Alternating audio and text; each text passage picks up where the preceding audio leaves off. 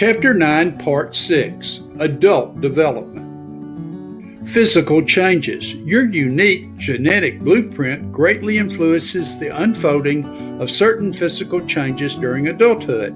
For example, menopause, the cessation of menstruation that signals the end of reproductive capacity in women, may occur anywhere from the late 30s to the early 50s.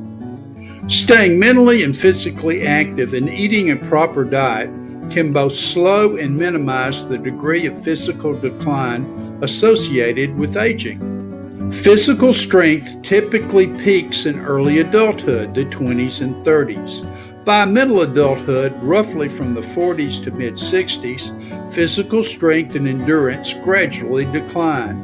And during late adulthood, from the mid-60s on, physical stamina and reaction time tend to decline further and faster.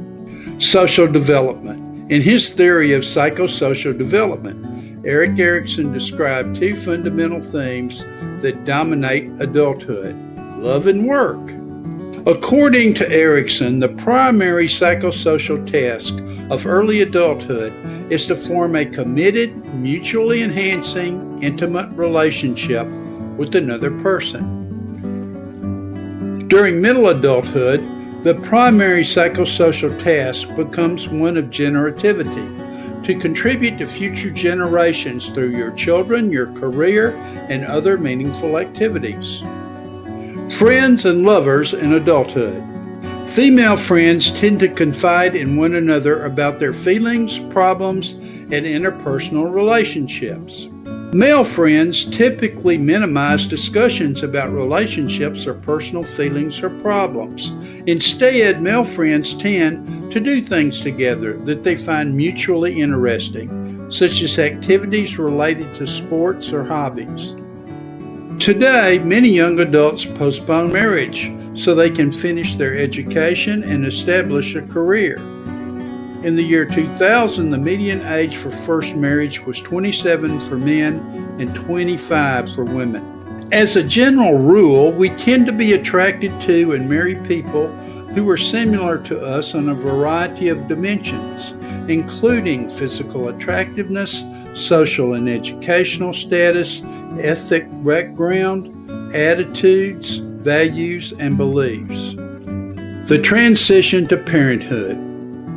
Marital satisfaction tends to decline after the birth of the first child and rise again after children leave home. Becoming a parent at an older age and waiting longer for marriage to start a family help ease the adjustment to parenthood. Variations in the paths of adult social development.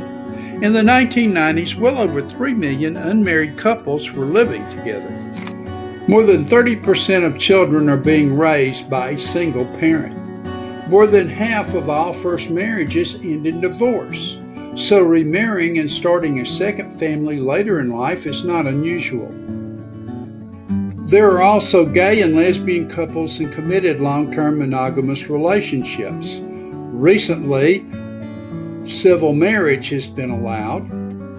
In the final analysis, any relationship that promotes the overall sense of happiness and well-being of the people involved is a successful one. Careers in adulthood.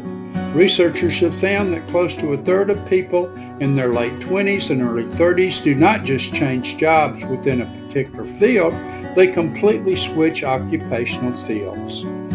Dual career families have become increasingly common. Although many fathers are actively involved in child rearing, women still tend to have primary responsibility for child care. Multiple roles seem to provide both men and women with a greater potential for increased feelings of self-esteem, happiness, and competence. The critical factor is not the number of roles that people take on, but the quality of their experiences on the job, in the marriage, and as a parent. This concludes Part 6 of Chapter 9.